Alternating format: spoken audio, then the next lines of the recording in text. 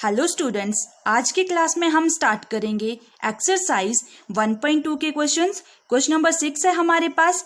Explain why 7 into 11 into 13 plus 13 and 7 into 6 into 5 into 4 into 3 into 2 into 1 plus 5 are composite number. तो देखो, सबसे पहले composite number कौन से होते हैं हमारे पास? ऐसे नंबर जो प्राइम नहीं होते हैं या फिर जिनके मोर देन 2 फैक्टर्स बनते हैं हमारे पास। तो प्राइम नंबर कौन से होते हैं? ऐसे नंबर्स जिनके 2 फैक्टर्स बनते हैं, या तो वो खुद से डिवाइड होता है या फिर वो 1 से डिवाइड होता है। तो इस नंबर को हम कैसे लिख सकते हैं? देखो, आप लिखोगे 7 into 11 into 13 plus 13 is equal to, इसको हम कैसे लिख सकते हैं? देखो, यहाँ पे 2 नंबर्स बन रहे थे हमारे पास। फर्स्ट नंबर है 7 into 11 into 13 plus second number है हमारे पास 13। तो यहाँ से हम 13 कॉमन ले सकते हैं। तो 13 ब्रैकेट में लिखेंगे 7 इंटू 11 इंटू 1 प्लस 13 की जगह कितना आएगा? 1। देखो, 13 से मल्टीप्लाई करेंगे 7 इंटू 11 इंटू 1 को, तो 13 आ जाएगा। 13 से मल्टीप्लाई करेंगे तो यही नंबर आ जाएगा सेम, 7 इंटू 11 इंटू 13 प्लस 13 से 1 को मल्टीप्लाई करेंगे 13 आ जाएगा। तो इसको हम क्या लिख सकते हैं? 13 into 7 into 11 into 1 77 plus 1।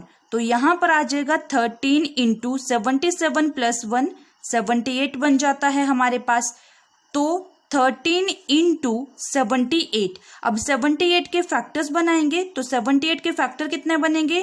2 into 3, 2 into 3 6, 6 into 13, तो 78 आ जाएगा। अब देखो, यहाँ पर हमारे पास मोर देन 2 फैक्टर्स आए तो 7 लिखेंगे, therefore 7 into 11 into 13 plus 13 is a composite number.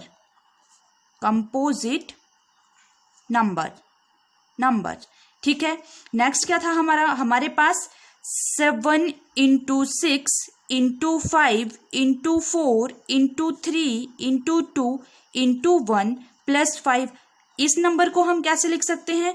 देखो, 5 यहाँ पर भी कॉमन है और 5 यहाँ भी कॉमन है, तो यहाँ पर हम लिख लेंगे 5 कॉमन ले लेंगे और ब्रैकेट में लिखेंगे 7 into 6 into 4 into 3 into 2 into 1 plus 1, ठीक है। 5 से मल्टीप्लाई करेंगे, अगेन यही नंबर आ जाएगा हमारे पास। 5 से 1 को मल्टीप्लाई करेंगे 5 आ जाएगा हमारे पास। तो इसको कैसे लिख सकते हैं? 5 ब्रैकेट में 7 into 6 into 4 into 3 into 2 into 1। अगर इन सबको हम मल्टीप्लाई करेंगे तो हमारे पास आएगा 1008 plus 1।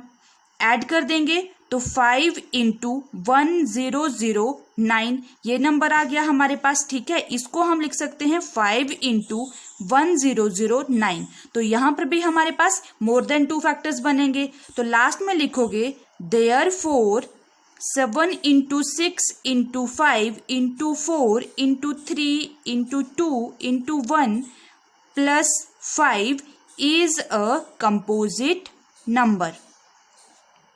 Is a composite number.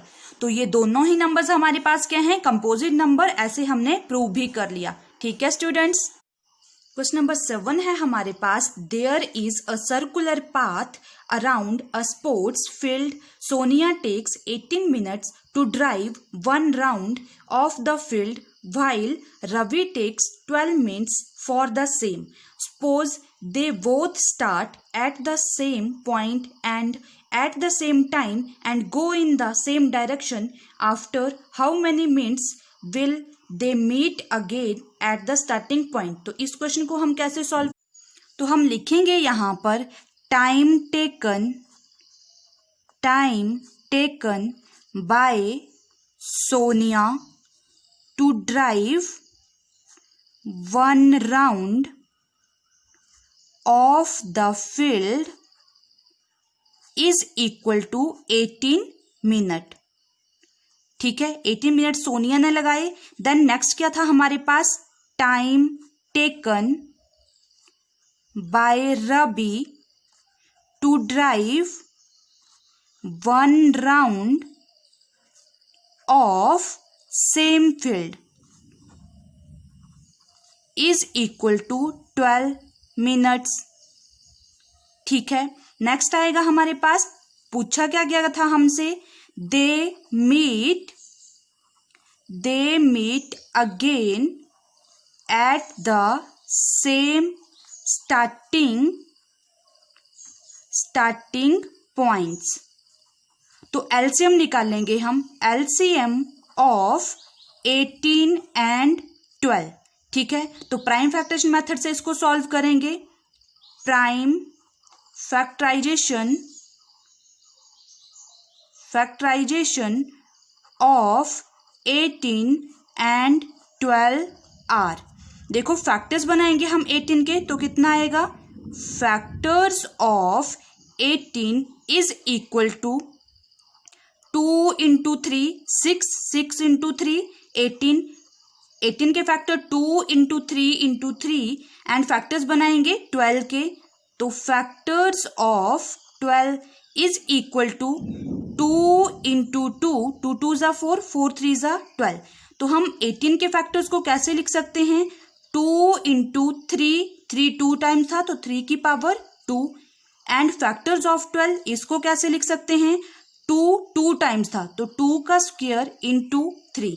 अब देखो यहां से हमारे पास LCM of 18 and 12 is equal to, LCM होते हैं हमारे पास लीस्ट कॉमन मल्टीपल, तो यहां पर देखो दोनों में 2 की पावर 2 ये लिखेंगे इंटू 3 का स्क्वायर, तो कितना आएगा सॉल्व करके, 2 2 ज़ा 4, 3 3 ज़ा 9, तो 9 इंटू 4 36। तो लास्ट में आप लिखोगे 10 after 36 minutes Sonia and Ravi will meet again at the starting points।